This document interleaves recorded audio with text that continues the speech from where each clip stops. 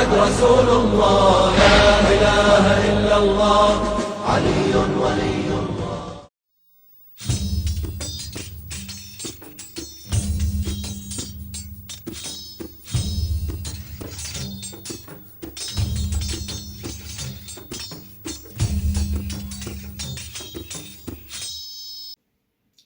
بسم الله الرحمن الرحيم. اللهم صل على محمد وآل محمد وعجل فرجهم والعن أعداءهم. السلام عليك يا سيدتي ومولاتي، يا سيدة نساء العالمين، يا أم أبيها، يا فاطمة الزهراء عليها السلام. I greet you all with the Islamic greeting. Assalamu alaikum wa rahmatullahi wa barakatuh. Today I want to discuss a specific hadith, specific report that is mentioned in the book Al-Musannaf or Musannaf li Ibn Abi Shayba. In this report, it discusses that Umar bin al-Khattab came to the house of Fatima and that he threatened to burn the house on Imam Ali alayhi salam and Az-Zubayr and those who are with them. Now, there is a discussion regarding the chain, because they say that Aslam Mawla Umar, the one who usually narrates from Umar, didn't say that he narrates this from a Sahabi, and he was not present when this occurred. When Saqifat Bani Sa'ada occurred, he was not present. He wasn't in Medina. What I say is are they trying to say this thiqa tabi'i, this jaleel, this individual is somehow just coming up with something that didn't occur? I mean, when it comes to history, what the historian usually does is he goes back to the earliest source possible, the person that was nearest to the event. Why would someone like Aslam narrate such a thing? Is he just bringing it up from his mind? Or did he hear someone saying it? Or is it something that was famous among the people of Medina, and that's why he is saying it, for example? Because it's important, because when you come around and you say, no, we don't accept it, it's mursal. Okay, let's say it is mursal.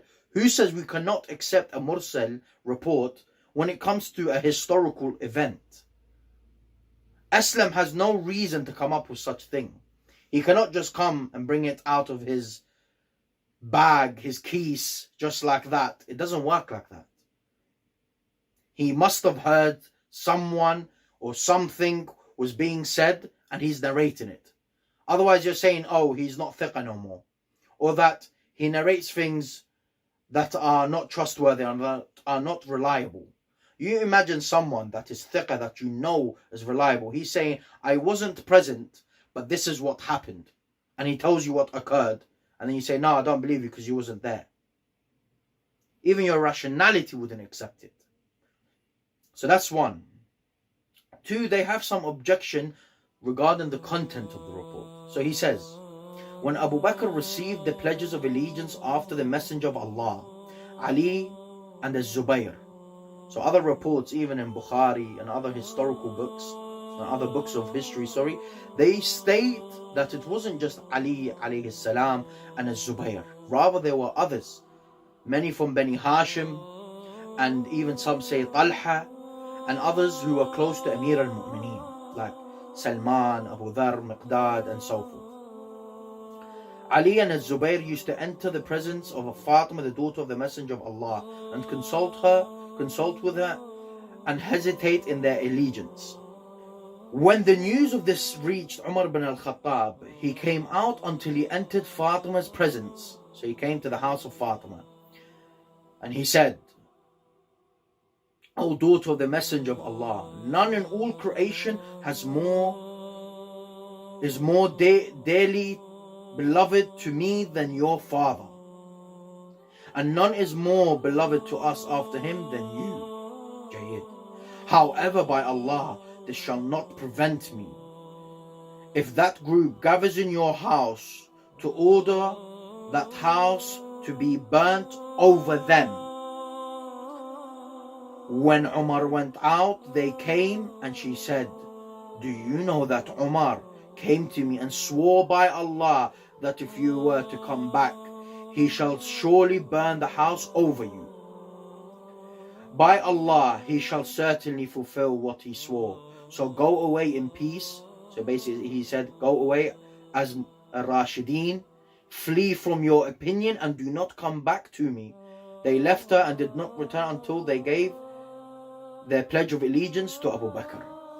Jayyid. So what do they say is, they say this hadith shows the virtues of Umar because Umar places the love of Fatima straight after the Prophet. I say this doesn't show the virtues of Umar. Actually, if you look at it, just try to come out of that bubble and try to think. Someone has just come to the house. A woman is behind the house, behind the door, and then he says, I will burn this house down on them, so your husband and who is with him.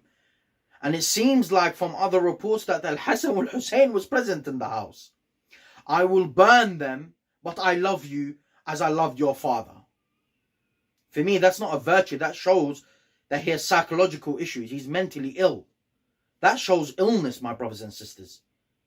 Yani, be munsif. You come to a house, I love you.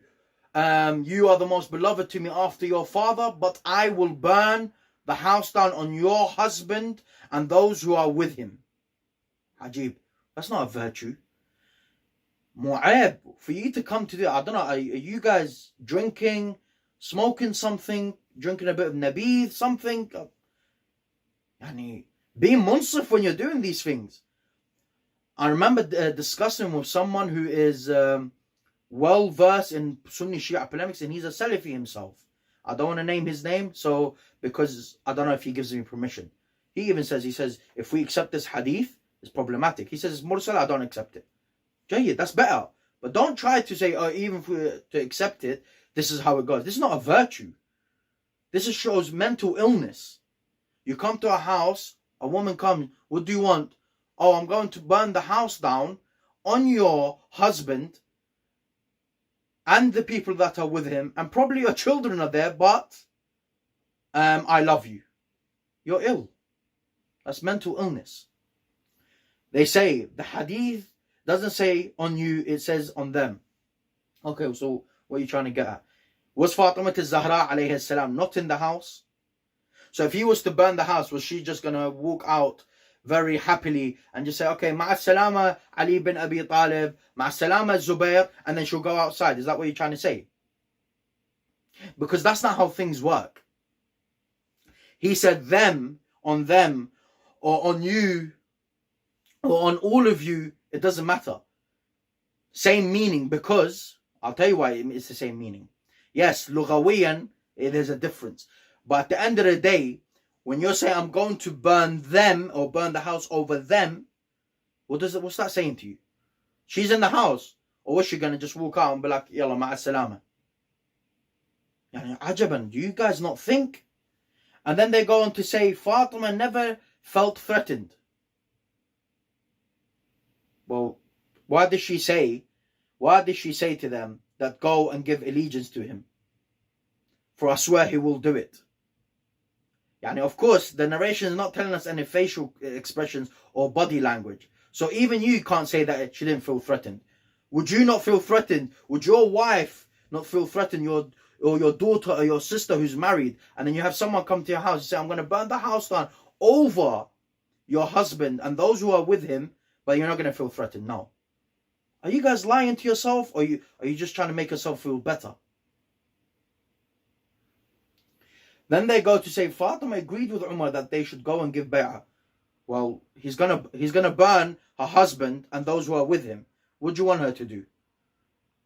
Would your daughter or your husband, your daughter or your wife or your sister or your mother, if someone came to her house saying you must pledge allegiance to Fulan, would you not just tell them, just go and give bay'ah? And don't forget, this report is in your books. So it's a hujjah upon you. I don't need, when I try to prove the event of the door, or the least I can say is that he came to the house and he had the audacity to tell Fatima to Zahra alayhi salam, I'll burn the house on your husband and those who are with him, when he knows it's the house or the household of prophethood. It's the house where the angels used to come. It's the household. It's that house where divine wahi was coming from. And then you want to tell me that all of a sudden she agreed with him just like that? No. Don't tell me that she agreed. She had no other option. That's what you should be saying. That's the more correct way of saying it. And at the end of the day, I agree that the Shias that tried to use this report to prove that there was an attack on the house or that they burnt the house down is wrong, because it doesn't say that in the report. There was a threat. He threatened her. And you imagine who he threatened.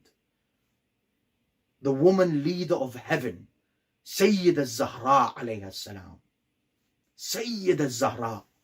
He had the audacity to come to the house of Fatima Zahra and threaten her. That's good enough for me to know what type of individual he is. But don't try and sit there and lie to yourself and hide and play propaganda when it comes to these things. Aib. The least you can say is, Mursal, I don't accept. I'll be like, cool, for that standard, I can see where you're coming from. But don't come and lie to me and say to me, I know she agreed with Umar. She only agreed with Umar. Well, he's threatened to burn her house down with her husband in it. What do you want her to do? Then they go on to say, it's clear Fatima accepted the caliphate of Abu Bakr. Now you're definitely smoking something. You are definitely smoking something to say that. Definitely smoking something. Where does it say she agreed? He threatened, they told him, go and give bay'ah. Go. It doesn't say she accepted it. What we know was historically accepted is that she died angry with him. You imagine, she died angry with her caliph, if that's the case. No. Be munsif and be like, the best you can say is that it's mursal by our standard, by the standard of a Nawawi and so forth. We don't accept this hadith. Come up with something better than trying to say that, oh, it works in your favor, because it doesn't. He threatened the Zahra. Ya ma'shar al-qawm. He threatened Fatima Zahra while she's in the house. Now they'll say to you, no, but he never said on you, on them. Would you not feel threatened yourself? If someone comes to your house and he says, I am going to burn the house down on your husband. I don't know, you won't feel threatened, but it's just a threat on her husband, and a threat that our house will be burnt down. No.